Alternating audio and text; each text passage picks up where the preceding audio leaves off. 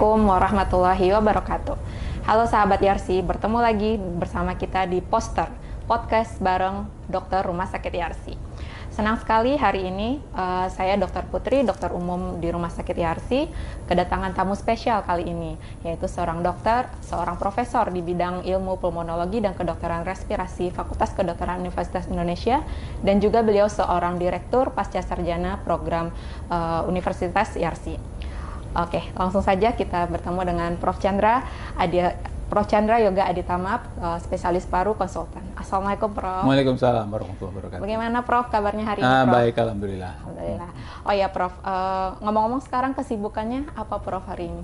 Hari ini ada beberapa acara, ada beberapa macet, biasalah kayak biasa gitu dari hari ke hari. Hari-hari lumayan sibuk ya, Prof, ya, ini kesehariannya gitu ya, Prof, ya.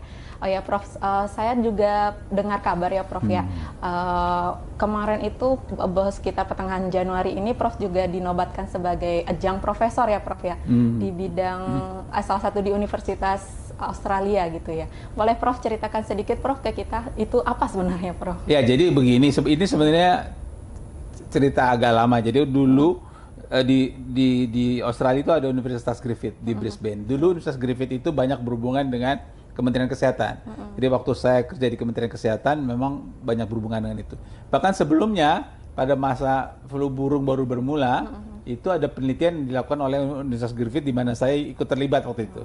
Kemudian saya pindah ke Kementerian Kesehatan, juga banyak hubungan dengan Universitas Griffith, dan memang kemarin ya artinya beberapa waktu yang lalu saya diangkat menjadi adjunct profesor di situ. Adjunct profesor itu adalah semacam apa ya? Semacam mungkin sedikit banyak gelar kehormatan yang diberikan untuk orang di luar universitas untuk ikut membesarkan universitas itu. Jadi terus terang, dan saya tahu di Indonesia ini beberapa universitas juga mengangkat adjunct profesor dari luar negeri. Jadi saya lagi berpikir-pikir mungkin ada bagusnya kita perluas juga di Indonesia untuk menambah international networking kita begitu. Saya kira itu cara yang bagus mereka gunakan. Kalau luar negeri mas sering banyak seperti itu. Ya. Ya, kita juga merasa bangga juga salah satunya Prof bisa dinobatkan gitu ya, Prof, ya, sebagai adjunct profesornya. Itu suatu gelar kehormatan juga di bidang akademik. Sekali lagi selamat ya, Prof, ya. Oke, sekarang untuk kita masuk ke topik yang lagi hangatnya ini, Prof. Jadi akhir-akhir tahun Desember 2024 lalu ya, Prof, ya. Jadi kita dikagetkan gitu berita tentang kemunculan peningkatan kasus yang lumayan tinggi di China gitu, Prof. Jadi mereka menyebutnya virus HNPV gitu. Sebenarnya apa sih, Prof, yang terjadi? Apakah awal-awal pas beberapa minggu yang lalu ini kita juga dikagetkan juga nih, Prof, sama kalau misalnya Prof ngikutin ya, Prof, ya, ada berita seorang artis lawas gitu, mungkin zaman saya dulu, Prof, ada film Meteor Garden gitu namanya. Jadi katanya dia meninggal gara-gara virus juga namanya ini. Sebenarnya bisa Prof jelaskan ke kita semua apa yang terjadi gitu, Prof? Ya, pertama soal yang HMPV yang akhir Desember 2024. Ya. Nah, ini kan saya baru pertama kali ya ikut podcast dengan Rumah Sakit Yarsi. Tapi saya sudah podcast dengan Universitas Yarsi beberapa kali. Nah, di dalam podcast dengan Universitas Yarsi pada Desember atau Januari tahun lalu juga terjadi peningkatan kasus. Jadi di Cina dan di negara-negara 4 musim itu pada saat musim dingin hampir selalu terjadi peningkatan kasus. Maksudnya peningkatan kasus infeksi saluran napas, bisa karena berbagai sebab. Jadi sebenarnya kejadian Desember 2024 yang karena HMPV itu bukan hal yang baru. Tahun sebelumnya juga ada, tahun sebelumnya juga, dan sekarang kan tentu kita bisa lihat jejak digitalnya di media mudah sekali. Jadi memang bahkan podcast Universitas Yarsi juga kita sudah pernah membahas peningkatan pada tahun-tahun sebelumnya begitu. Jadi ini kejadian dari tahun ke tahun. Kenapa itu terjadi? Memang karena puncaknya musim dingin, dan musim dingin ini kan ada dua sisi. Satu sisi di mana orang lebih banyak berkumpul dalam ruangan sehingga terjadi penularan lebih banyak terjadi. Tapi di sisi lain, kalau buat Tiongkok mereka juga menjelang sudah lewat ini hari besar Imlek, di mana mereka juga banyak bukan hanya berkumpul tapi juga pergi. Jadi dua sisi. Jadi itu yang terjadi karena peningkatan kasus infeksi saluran napas. Nah, kalau cerita HMPV, sebenarnya yang terjadi di Cina kemarin itu bukan HMPV saja, gitu ya. Yang terjadi di Cina itu peningkatan infeksi saluran napas karena virus influenza, ada metapneumovirus, ada HMPV dan sebagainya. Nah, memang kemudian yang diangkat adalah HMPV karena ini spesifik, walaupun jumlah kasusnya barangkali tidak mendominasi semua yang ada pada di Cina pada 2024-2025 ini. Kebetulan saya kebetulan karena bicara tentang ini, saya ingat yang tahun 2023-2024 itu virusnya RSV, Respiratory Syncytial Virus. Jadi artinya ini terjadi dari waktu ke waktu. Nah, kalau balik lagi ke HMPV tadi, kalau kita lihat ada dua kemudian statement yang keluar baik dari WHO maupun dari Kementerian Kesehatan. Dua-duanya juga menyebutkan ada peningkatan kasus infeksi saluran pernapasan di Cina, tapi tidak spesifik hanya HMPV. Jadi berbagai penyebab itu mungkin saja terjadi, gitu, jadi penyebab. Ini nyambung ke kasus yang artis itu. Kasus artis itu kalau menurut media, karena kita kan hanya ikuti dari media ya, dia itu diduga pneumonia karena virus influenza. Nah, jadi pertanyaannya adalah peningkatan kasus di Cina. Kemudian kasus asli itu semuanya menunjukkan bahwa memang ada peningkatan infeksi saluran napas pada masa-masa sekarang ini. Nah, kita tahu infeksi saluran napas atau kalau berat menjadi pneumonia itu bisa disebabkan oleh tiga macam penyebab, katakanlah dalam bahasa kedokterannya kita sebut mikroorganisme. Bisa karena bakteri, bisa karena virus, bisa karena jamur. Memang jamur lebih jarang terjadi dan terjadi pada keadaan khusus, tapi sebagian besar karena bakteri dan virus.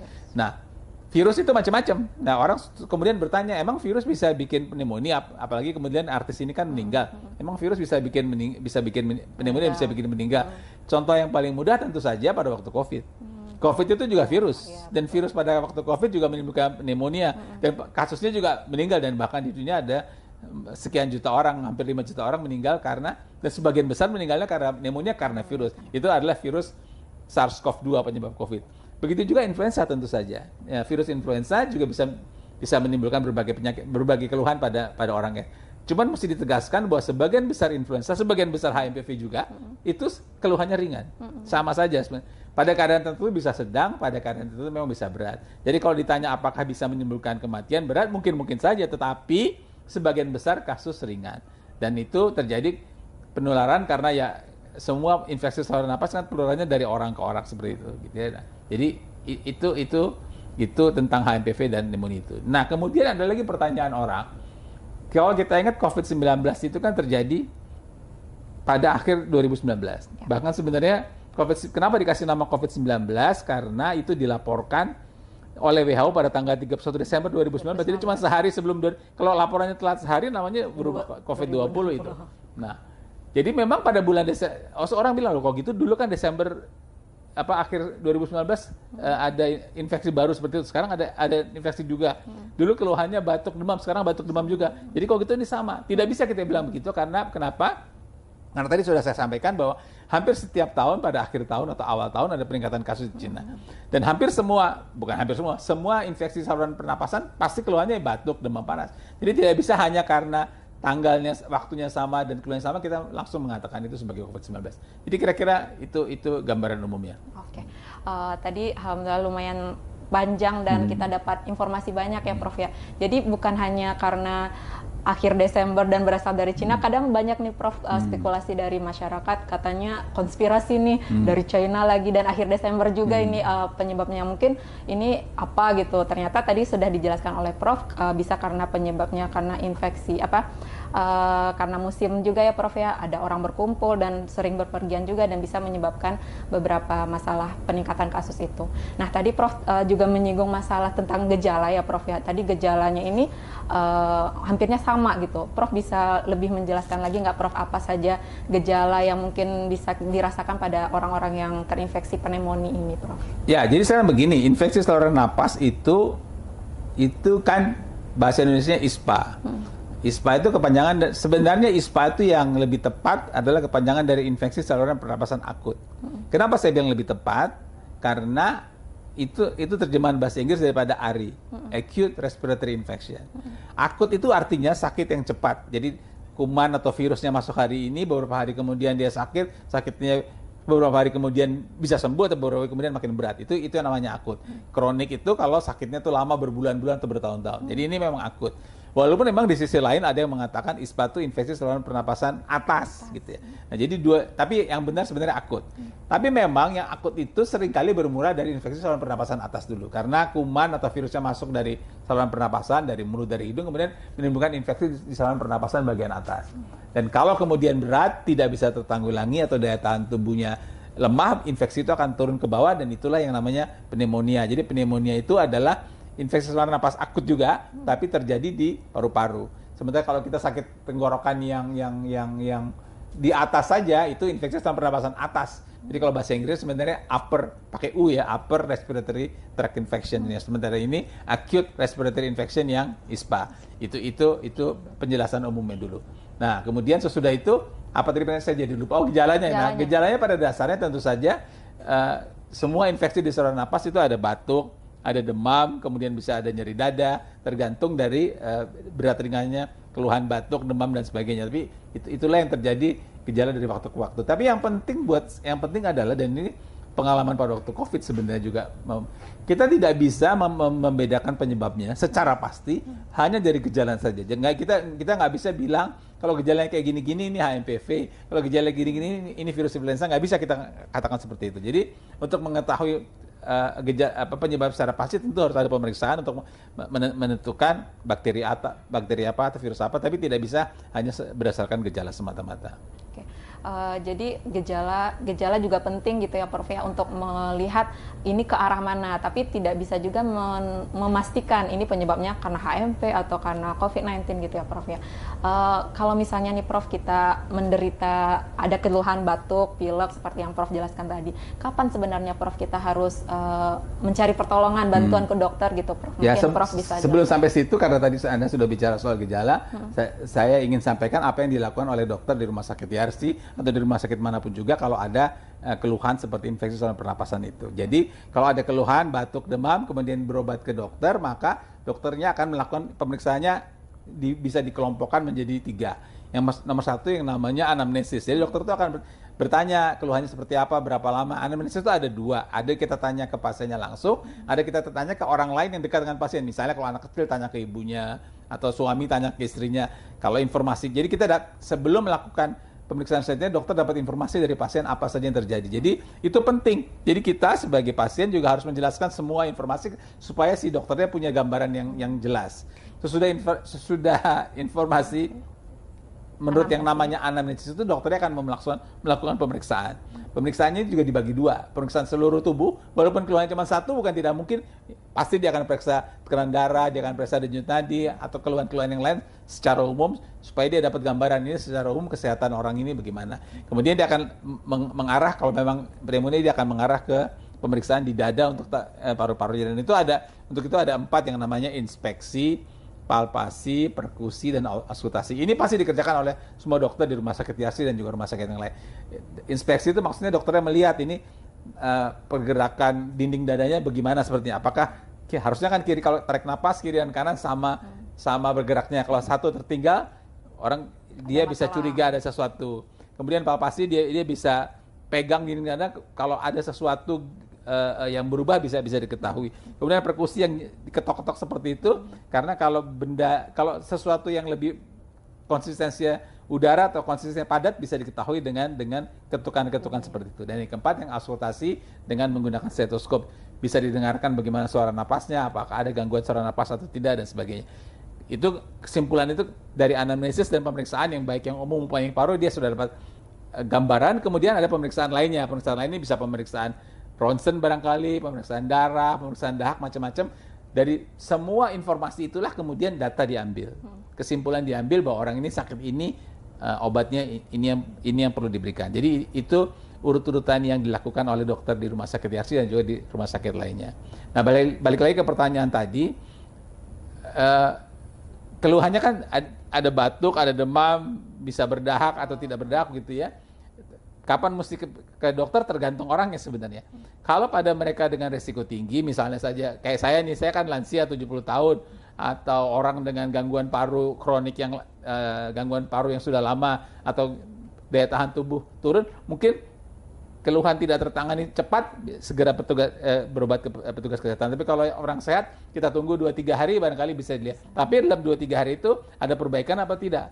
Kalau 3-4 hari kemudian makin memburuk, ada bagusnya untuk segera berobat ke fasilitas kesehatan terdekat untuk tahu penyakitnya apa, penyebabnya apa, dan ditangani lebih cepat dengan lebih baik. Oke. Jadi satu hal yang dapat kita tarik lagi kesimpulan, kita harus tahu diri kita gitu ya Prof ya. Misalnya orang yang lansia dan orang yang juga ada penyakit penyertanya, misalnya ada kencing manis juga, dan ini dalam 2-3 hari nggak sembuh-sembuh nih, sebaiknya cepat diberi mencari pertolongan gitu.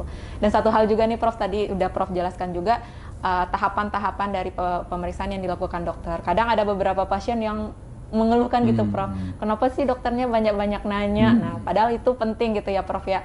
Tadi disampaikan Prof yang namanya anamnesis tadi, wawancara medis gitu, itu penting untuk dilakukan untuk mengetahui penyakit pasien tadi gitu Prof. Selanjutnya Prof, mungkin dari pengobatan mungkin Prof, mungkin Prof bisa memberikan saran atau apa yang kalau misalnya kita udah didiagnosis nih, udah dikatakan ada sakit ini, apa yang harus kita lakukan? Ya, kalau mau dibagi, ini juga terbagi dalam beberapa kelompok. Yang satu kalau bahasa istilah kesehatan disebut pengobatan simptomatik. Pengobatan simptomatik itu hanya mengatasi gejalanya. Jadi kalau orang keluhannya batuk, dikasih sesuatu untuk mengatasi batuknya itu saja. Kalau orang itu demam, diberikan sesuatu untuk mengatasi demamnya itu saja. Misalnya saja obat demam yang banyak dikenal kan paracetamol. Jadi paracetamol itu menurunkan suhu tubuhnya. Nah, penyebab penyakitnya sendiri itu sebenarnya tidak ditangani dengan obat yang batuk atau obat penurun demam itu. Nah, pada sebagian orang walaupun penyebab penyakitnya tidak ditanggulangi apa-apa, tapi dengan obat batuk dan obat demam penyakitnya sembuh. Kenapa? Karena memang cukup besar penyakit tadi, walaupun flu, influenza maupun HPV, cukup besar penyakit yang memang sebenarnya bisa sembuh sendiri dengan daya tahan tubuh. Jadi tidak memerlukan obat spesifik, diberikan obat yang namanya simptomatik tadi. Bisa obat batuk, obat pilek atau obat demam. Itu satu kelompok. Tapi ada kelompok lain juga, karena dari tadi kita berulang kali menyebutkan daya tahan tubuh berperan penting, obat untuk menjaga daya tahan tubuh. Jadi katakanlah vitamin atau obat-obat lain untuk menjaga daya tahan tubuh itu juga dapat diberikan. Nah, kelompok ketiga memang kalau itu tidak bisa tertanggulangi, memang dicari penyebabnya. Nah, ini yang penting ya. Sebagian besar infeksi saluran napas itu disebabkan oleh terutama disebabkan oleh virus. Jadi kalau virus obatnya antivirus, kalau bakteri obatnya antibiotik. Jadi kalau penyebabnya virus tidak perlu diberikan antibiotik. Bukan hanya tidak perlu diberikan antibiotik, tapi kalau diberikan antibiotik jadi pertama tidak bermanfaat, kedua membuat apa yang disebut sekarang dengan AMR, antimicrobial resistant, di mana akhirnya si bakterinya, si kumannya lama-lama jadi tidak bisa dibunuh lagi dengan antibiotika itu. Jadi kita tidak perlu memberikan obat, kita belikan obat, dan itu bukan hanya tidak bermanfaat tapi juga bisa merugikan diri sendiri. Jadi kalau virus dengan obat antivirus, kalau bakteri dengan obat antibakteri, untuk itu memang harus dilakukan pemeriksaan.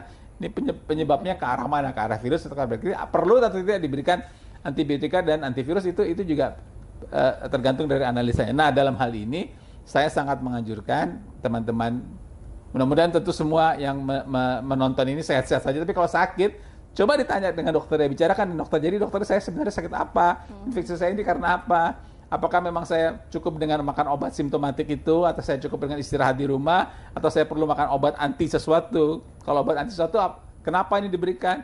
Berapa lama? Bagaimana aturannya? Pasien akan bagus sekali kalau berkomunikasi dengan intensif dengan dokter, dan saya yakin dokter-dokter di rumah sakit Yarsi siap untuk memberikan komunikasi yang sangat baik kepada pasien sehingga pasien jelas. Karena kita sebagai pasien tidak bisa terima saja, kita tanyalah apa ini gimana, supaya kita juga ikut berperan dalam pengobatan. Jadi pengobatan ini bukan mengobati pasien, tapi mengobati bersama-sama pasien, antara petugas kesehatan dan pasiennya bersama-sama. Jadi dokternya akan senang gitu ya Prof ya. Jadi pasien yang kritis gitu ya Prof yang menanyakan. Jadi harus tahu, karena ini kan tubuh dia, betul, ya Prof ya. Betul. Harus tahu apa yang diberikan, dia sakit apa gitu ya Prof ya. Oke. Memberikan banyak pencerahan gitu ya Prof ya mengenai penyakit infeksi, terutama infeksi pada paru-paru ini gitu. Kemudian mungkin Prof tadi juga sempat menyinggung masalah pencegahan gitu Prof. Tadi kan sistem memperkuat sistem imun gitu. Mungkin sahabat Yarsi juga banyak pertanyaan juga Prof.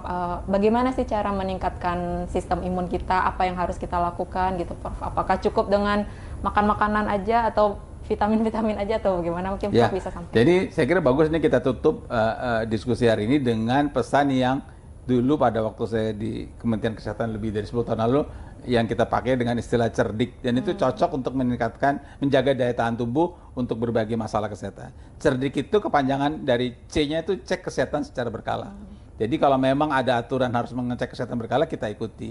Kalau memang kebetulan ada sakit kencing manis, misalnya tadi karena disebut kencing manis, kemudian ada anjuran sekian waktu periksa.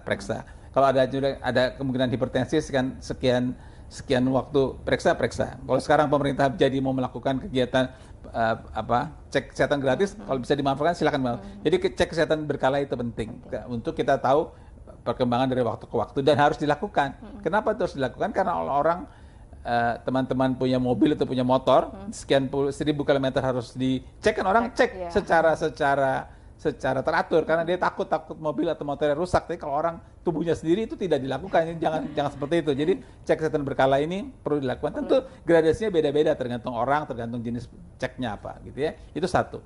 Kan cerdik. Yang kedua E. Nah, E ini sedikit banyak berhubungan bahkan langsung dengan kesehatan paru, yaitu enyahkan asap rokok dan hindari polusi udara sedapat mungkin.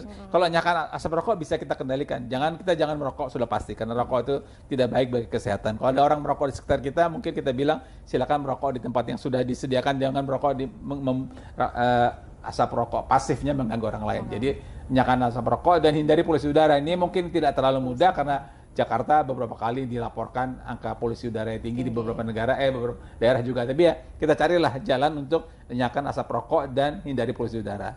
CE, R-nya rajin berolahraga dan aktivitas fisik.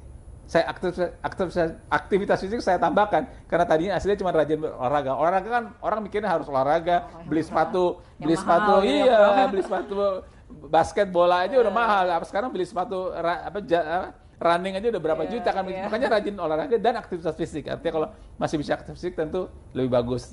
Kalau 1-2 lantai lebih bagus naik tangga dari naik lift. Ini kan lantai 11. Kalau saya nggak mungkin naik tangga ke lantai 11. Lumayan. Ya, umur 70 tidak cocok. Tapi anyway, kalau masih bisa dilakukan aktivitas fisik, lebih bagus kita lakukan aktivitas fisik daripada cuman sedentarial yang cuma duduk malas-malasan nonton sinetron begitu ya. Itu cer. D-nya tuh diet yang bergizi dan seimbang. Kita tahu ada konsep yang namanya isi piringku sepertiga ini sepertiga itu begitu ya. Nah itu jadi diet ini penting, diet yang bergizi dan seimbang. Makanan-makanan junk food atau gorengan yang tidak terlalu perlu ya kalau bisa dihindari, tapi kita gunakan diet yang bergizi dan seimbang. Itu cerdik. D, I-nya istirahat yang cukup ya, karena bagaimanapun orang memerlukan waktu istirahat. Sesibuk-sibuknya kita bekerja, ada waktunya untuk istirahat. Jadi istirahat ini harus yang cukup. Ada yang bilang 5 jam, ada yang bilang 8 jam. Tidur, ada berbagai cara lah itu.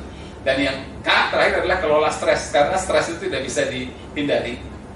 Apalagi di kota besar, bukan hanya di kota besar, di mana-mana sekarang ada berbagai kemungkinan orang menimbulkan stres. Jadi stres itu harus dikelola dengan baik. Nah, cerdik ini adalah gaya hidup yang baik yang kita lakukan sehari-hari, karena ini akan membuat kita daya tahan tubuh baik, lebih kuat untuk menghadapi berbagai penyakit, termasuk juga penyakit paru dan saluran nafas yang kita bicarakan saat ini. Sedikit tambah di luar cerdik itu, satu hal yang juga penting adalah pada waktu COVID-19 semua orang sangat memperhatikan kesehatannya. Nah, sesudah COVID-19 mereda, orang lupa lagi gitu ya, orang bicara yang lain. Tentu saja politik, barangkali hukum, ekonomi penting, tapi ingat kesehatan itu modal yang berharga untuk kita semua. Jadi walaupun aspek lain kehidupan itu sangat penting juga, tapi tolonglah beri prioritas tinggi pada kesehatan kita dalam kehidupan kita sehari-hari, karena kita tahu memang kalau bahasa Inggris kan health is not everything, but without health everything is nothing. Jadi kesehatan memang bukan segala-galanya, tapi kalau udah nggak sehat, apapun tidak akan bisa bekerja. Jadi dua message itu, pertama cerdik, yang kedua health is not everything, without health everything is nothing. Tolong kita pegang menjadi pola pegangan kita untuk hidup lebih sehat di hari-hari ke depan. Oke, senang sekali Prof, kita dapat banyak ilmu dan penutupnya juga kalau istilah anak mudanya daging banget gitu Prof. Jadi jangan lupa ya kita harus menerapkan yang cerdik tadi, CERDIK. Nanti harus dipahamkan lagi itu dan diterapkan dalam kehidupan kita. Dan jangan lupa juga ya Prof ya untuk menerapkan prinsip-prinsip hidup bersih dan sehat yang sudah lama kita bangun waktu zaman-zaman COVID, sering cuci tangan gitu ya Prof, yang memakai masker jika pergi keluar atau lagi sakit gitu. Mungkin Prof ada kalimat penutup atau ya itu pesan? Tadi sudah cukup ya, Prof, ya? kita berharap kita kembali marilah kita beri prioritas pada kesehatan kita karena itu aset kita yang paling berharga, salah satu aset yang paling berharga yang diberikan oleh Allah Subhanahu wa taala. Kita perlu pelihara. Alhamdulillahirrahmanirrahim. Terima kasih banyak Prof atas ilmu dan pencerahannya, atas waktunya juga Prof. Sama-sama. Di tengah kesibukannya sudah menyempatkan diri di sini. Oke sahabat Yarsi, demikian poster kita pada hari ini. Banyak ilmu yang sudah kita dapatkan. Mungkin kita bisa bertemu lagi di poster-poster berikutnya. Assalamualaikum warahmatullahi wabarakatuh.